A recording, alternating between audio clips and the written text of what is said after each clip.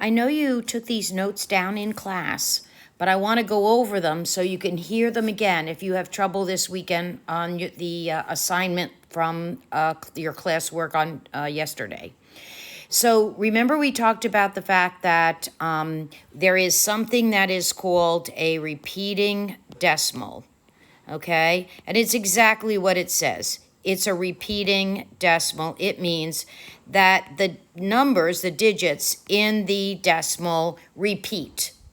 They somehow continue on, and that can be one number or it can be groups of numbers. So in the first thing we talked about, we said this first number is 5 repeating, right? 0.5 repeating, 0.5, so that 5/10, that 5 is going to be in the hundredths place, in the thousands place, okay? So this is the same number. This is also 5 repeating, okay? That is the same decimal, and I could put 10,000 fives, okay? But it is 5 repeating. That means that when the value of that fraction is going to continually be 5 forever. It's never going to end. It's always going to be 5. Another way of looking at repeating decimals, we talked about this in class, remember, is that I can have just one decimal repeat digit.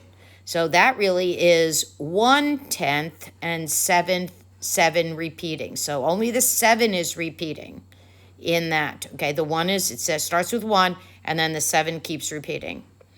And we also talked about decimals like this, 286, and that whole thing would repeat. So that would be 0.43286, 43286, 43286. So I just want to review, because it seemed like we were, kind of brushing those cobwebs out to try to make sure that we understand what that is. The second part of what we did was we talked about the fact that there are two basic ways to change a fraction to a decimal. The first way we talked about, which is most commonly the start out way in elementary school, is we know that a decimal is some amount out of 100 or 1,000 or 10. So usually what they say is let's take the fraction and make it equal to something out of 100. Okay, and so if I use 3/4, absolutely easy. Okay, because 4 goes into 100 an equal amount of time. So I know that 4 times 25 is 100. So remember that if it's equivalent, that means at the top and the bottom, the numerator and the denominator are both multiplied by the same number. So that top, the numerator of the new thing would be 75, okay? And then that value in a decimal is 0.75 because that's 75 hundredths, which we talked about Thursday in class.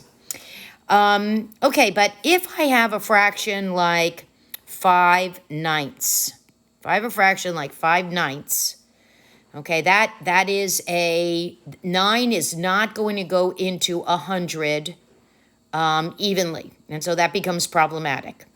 So the other way is to divide, and we talked about the fact that in class that fraction bar is also a division bar. Okay, that denotes division.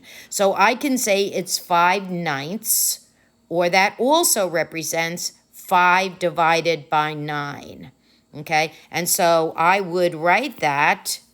The 9 stays the same. That's the anchor number. It's like the fraction just kind of like collapses over, and the 5 goes inside.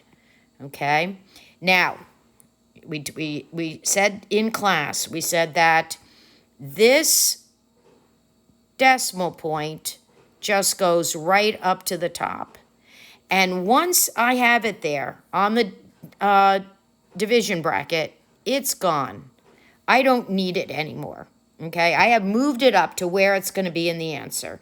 So now I'm really dividing 9 into 5 and, with zeros after it. Okay, I know the decimal's up there. I don't have to worry about that. So now I'm looking for my answer. So I have, how many 9s are in 5? There are no 9s in 5. Okay, how many 9s are in 50? Well, there are 5. And notice I put the 5 right over the end of that number. So I'm doing 5 times 9, 45. Okay, so notice that they all line up, and so I have 5. Okay, and so I'm gonna go till I make a decision. Is it a repeating decimal or is it terminated? Does it end? Okay, so I'm not sure yet. I don't see any pattern, so I bring down the 0. 9 divided into 50 again is 5, and now I'm starting to see a pattern. 45, and I have 5 again. So this is going to be a repeating decimal. So my answer here is going to be 0.5 repeating, or I could write it this way, 0.55 repeating. Okay, so I wanted to go over what we did in class, actually talk it through one more time, and let you have access to continue to look at this and hear it in case you have trouble in your when you're doing your finishing up the classwork we had today. Okay, good deal. Remember that I'm at Hangouts, so everybody has access to me outside of class. Okay, so have a great weekend, and hopefully this helps.